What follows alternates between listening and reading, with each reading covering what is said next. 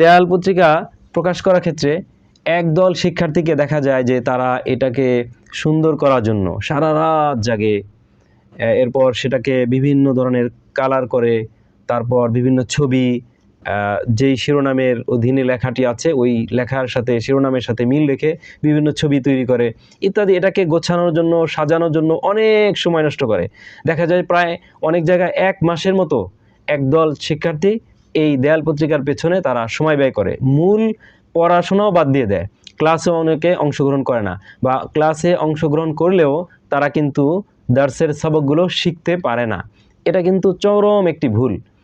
আসল কাজ হচ্ছে ইলমি ইস্তেদাদ, কিতাবের পড়াশোনা, দার্সের যেই পড়াশোনা, ক্লাসের পড়াশোনা হচ্ছে সবার আগে। এগুলো ঠিক রেখে এরপরে কিছু লেখালেখি দেয়াল পত্রিকা প্রকাশ করা যেতে পারে।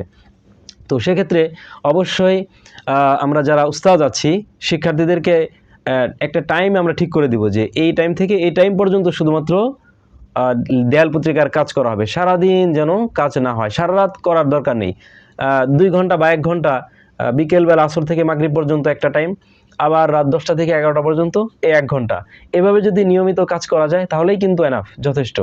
সারাদিন সময় নষ্ট করতে হবে, রাত জাগতে হবে, এটা কিন্তু শিক্ষার্থীকে আরও তার ইলমি ইস্তেদাদ থেকে, পড়ালেখা থেকে আরও পিছিয়ে নিয়ে যায়। এই শিক্ষার্থী কিন্তু একসময় অযোগ্য হয়ে যায়, দুর্বল হয়ে যায়। তারা ক্লাসে অংশগ্রহণ না করার কারণে তাদের মূল ইস্তেদাদ তৈরি হয় না, যার কারণে শিক্ষার্থী হয়তো ভালো অঙ্কন শিল্পী হয়, সে ভালো আঁকতে পারে, সে ভালো লিখতে পারে, সুন্দর করে খত্তে রুকায় লিখতে পারে, আঁকতে পারে, সেটাকে বিভিন্ন খুব সাজাতে পারে, বিভিন্ন রং কালার করতে পারে, কিন্তু তার কিন্তু কিতাবি ইস্তেদাদ অর্জন হয় না।